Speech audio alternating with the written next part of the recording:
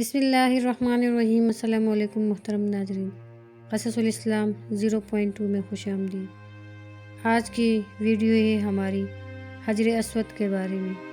حجر اسود وہ مقدس پتھر جو جنت سے آیا، وہ پتھر جسے چومنے اور چھونے کی خواہش ہر مسلمان رکھتا ہے۔ مگر کیا آپ جانتے ہیں کہ ایک ایسا وقت بھی آیا جب یہ پتھر 20 سال تک کعبہ سے جدا رہا اور حج بھی رک گیا؟ آخر کس نے اس گوہر نایاب کو چرا لیا تھا؟ اسے کیسے واپس لایا گیا؟ آج کی اس روح پرور داستان میں ہم آپ کو ایک تاریخی حقیقت سنانے جا رہے ہیں جو آپ کے دل کو ہلا کر رکھ دی۔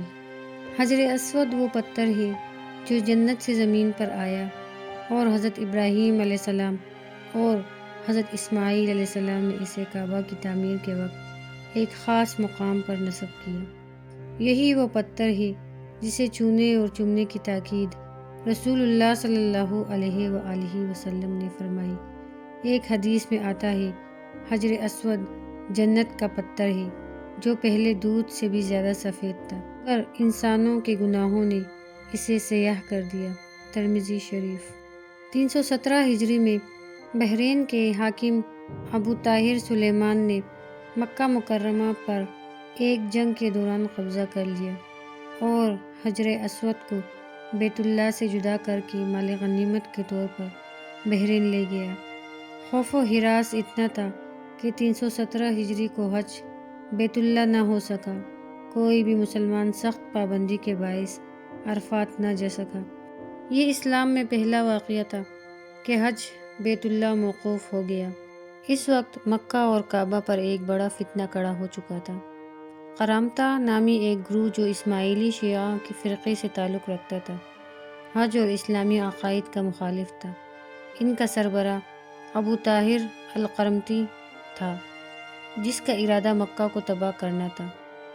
10 ذی الحج جب حاجیوں کا ہجوم عروج پر تھا، ان ظالموں نے اچانک مکہ پر حملہ کر دیا۔ جب لوگ اللہ اکبر کے نعرے لگا رہے تھے، ان ظالموں نے تلواریں نکال لیں، کعبہ کے صحن کو خون سے بھر دیا، حاجیوں کو بے دردی سے شہید کر دیا۔ یہ اتنا بڑا ظلم تھا کہ زمزم کا پانی بھی خون سے لال ہو گیا تھا۔ اور پھر سب سے بڑا جرم، ابو طاہر القرمطی نے حجر اسود کو اکھاڑ دیا اور اپنے گھوڑے پر رکھ کر اپنے علاقے حسا یعنی آج کا بحرین لے گیا۔ ایسا لگ رہا تھا جیسے کسی نے مکہ کا دل نکال لیا ہو۔ اس واقعے کا سب سے افسوسناک پہلو یہ تھا کہ گنہگار گروہ نے حج کو بھی بند کر دیا۔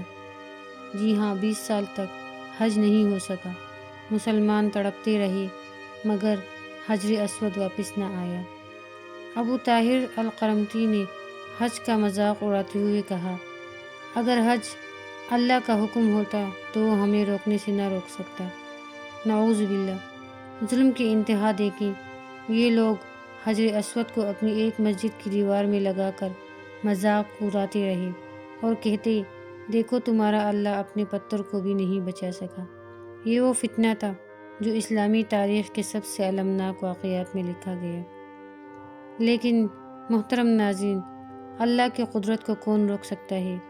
جب قرامطہ کمزور ہو گئے تو عباسی خلیفہ المطیع باللہ نے سفارتی تدبیر اور کچھ مال دے کر حجر اسود کو واپس لینے کی کوشش کی۔ آخر کار 329 ہجری میں یعنی 22 سال بعد یہ مقدس پتھر دوبارہ مکہ لایا گیا۔ جب حجر اسود واپس آیا تو پورا مکہ رو پڑا۔ آنسو بھری آنکھوں کے ساتھ لوگوں نے اسے دوبارہ کعبے کی دیوار میں نصب کر دیا۔ مگر ایک راز بھی کھلا، قرامطہ نے اس پتھر کو توڑ دیا تھا، اور آج بھی اگر آپ دیکھیں تو حجر اسود چھوٹے چھوٹے ٹکڑوں میں مسجد الحرام کی دیوار میں نصب ہے۔ محترم ناظرین، یہ تاریخی واقعہ صرف ایک کہانی نہیں بلکہ ایک سبق ہے۔ حجر اسود صرف ایک پتھر نہیں بلکہ ایک آزمائش ہے۔ یہ دکھاتا ہے کہ کیسے اسلام کے دشمنوں نے اسے چرا کر حج کو روکا اور کیسے اللہ کی قدرت نے اسے واپس لوٹا دیا۔ اس میں ایک پیغام ہے مسلمانوں کے لیے، ہم آج بھی اگر اپنی طاقت کھو دیں گے تو دشمن ہمارے مقدس مقامات کو نقصان پہنچائیں گے۔ اس لیے ہمیں ایک ہونے کی ضرورت ہے، اپنے ایمان کو مضبوط کرنے کی ضرورت ہے۔ اگر آپ کو یہ ویڈیو پسند آئی ہو تو لائک کریں، شیئر کریں اور ہمارے چینل قصص الاسلام 0.2 کو سبسکرائب کریں۔ ملتے ہیں ایک نئی تاریخی واقعے کے ساتھ۔ دعاؤں میں یاد رکھیے گا۔ جزاک اللہ خیر، والسلام۔